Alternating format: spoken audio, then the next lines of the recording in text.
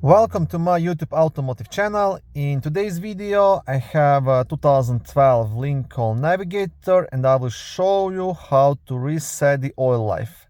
This video will apply to Lincoln Navigators made from 2007 all the way up to 2014. Okay, so this is actually quite easy to do. You will be using these menu buttons right here, setup and reset.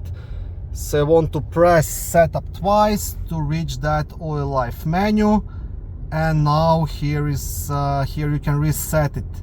Now mine is already set at 100% because I did the oil change today actually, and I did this already. But in your case, if this is less than 100%, what you want to do, you want to press and hold this reset button for a couple of seconds. And now you'll get the message, oil life set to 100%, as easy as that.